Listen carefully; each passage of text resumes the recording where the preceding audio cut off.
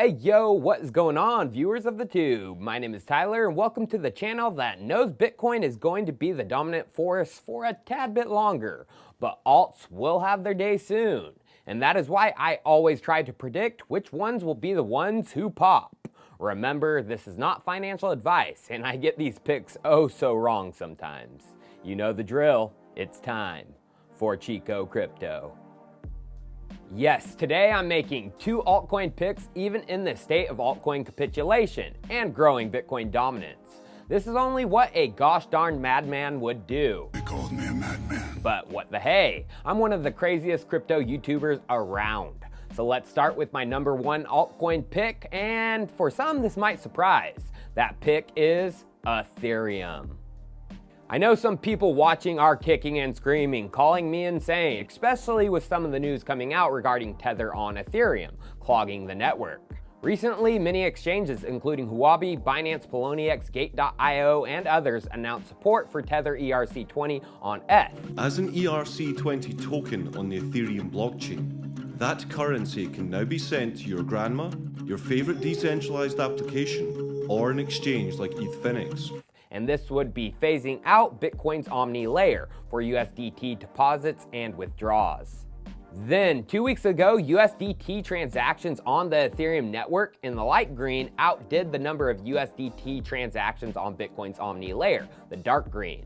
And the number of Tether minted are slowly but surely moving to the Ethereum chain, as 2.5 billion are minted on Omni and 1.5 billion are minted on Ethereum now. The fact that Ethereum is taking away the Tether stablecoin network from Bitcoin and Omni is a huge value use case in itself, as Ethereum already has 50% of the stablecoins built on its protocol, including all the major ones: DAI, Paxos, USDC, TrueUSD, Gemini Dollars, and Stasis Euro. If you added up all the stablecoins, including the Tether minted on Ethereum, Ethereum now has 2.53 billion in stablecoins, more than Bitcoin's 2.5 billion Tether. And everyone should know I'm not a fan of Tether, thus the growing dominance of verifiably audited stablecoins like USDC and decentralized stablecoins like DAI on Ethereum is a good thing, 1 billion of those to be exact. But even Tether on Ethereum is a good thing, as it pays for network security via transaction fees, allowing Ethereum to rely less on block rewards and lower issuance, increasing its suitability as a store of value, which will increase revenue to future Ethereum stakers. But like I mentioned, because Tether is moving over to Ethereum, mass amounts of transactions are now flooding the network. Since May of this year, USDT transactions started to bubble, breaking 20% of all ERC20 transfers early in the month, and as a few days ago, made up 40%, which is clogging the network, and news started to spread that over 100,000 transactions were stuck, resulting in one Reddit user saying they had 3 pending transactions stuck for more than 10 hours. This has prompted some Ethereum users on Reddit to call for increasing the gas limit, which can be compared to ETH's version of the block size.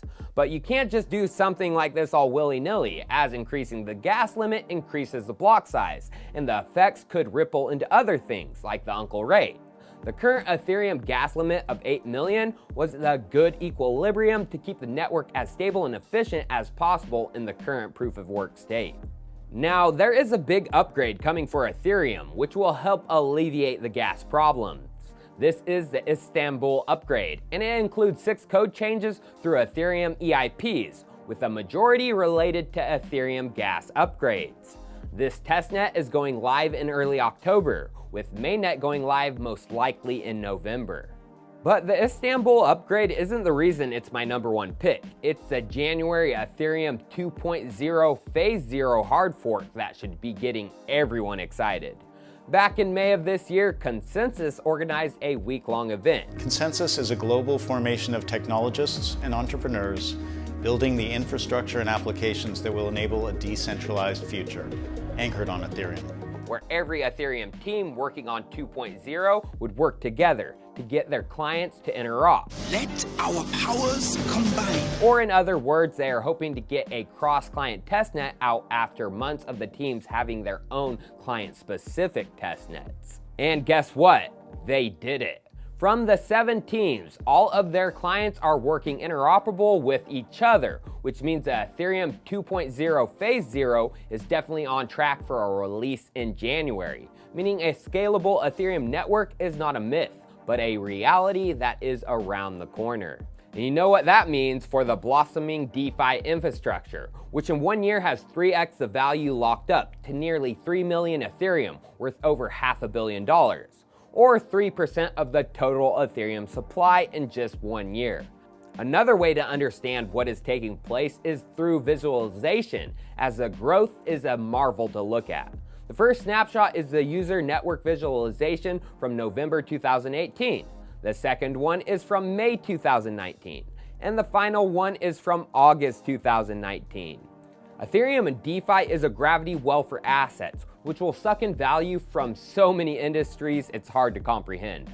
Thus, when Ethereum pops, it's going to pop, bringing the entire altcoin market with it.